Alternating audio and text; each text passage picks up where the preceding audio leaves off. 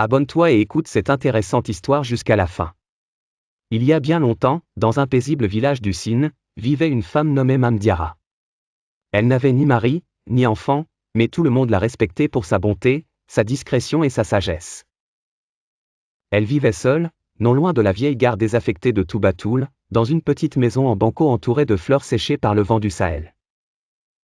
Un soir de saison sèche, alors que les derniers oiseaux se posaient sur le baobab du village, Mame Diarra marchait près des rails. C'est alors qu'elle entendit un gémissement faible, presque noyé dans le souffle du vent. Elle s'approcha. Là, tout près des traverses rouillées, enveloppé dans un vieux pagne déchiré, un bébé reposait sur le sable brûlant. Une petite fille, à peine âgée d'1 an. Faible, mais vivante. Ya Allah, murmura Mame Diarra en la prenant dans ses bras. Elle courut jusqu'à la case de Fatou Ndiaye, la matrone du village. D'où viens-tu avec cet enfant ? Je l'ai trouvé au bord des rails, abandonné, comme un objet oublié par la vie. Tu dois prévenir les gendarmes. Non. Si elle m'a été confiée par le destin, c'est que c'est à moi de veiller sur elle.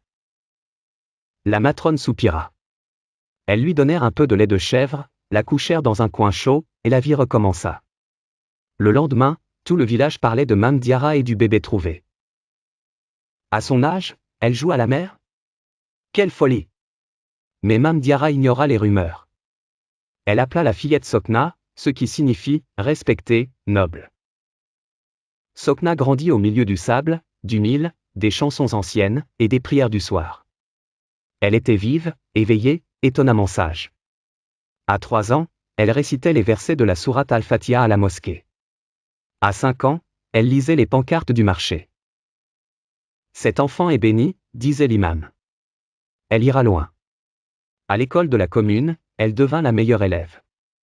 Mame Diarra, qui ne savait ni lire ni écrire, suivait ses progrès avec admiration. Tout ce que j'ai, je le donne pour elle, disait-elle. Quand Sokna annonça qu'elle voulait devenir médecin, Mame Diarra eut les larmes aux yeux. C'est difficile, ma fille. Dakar est loin. Et l'université coûte cher. Je réussirai, maman.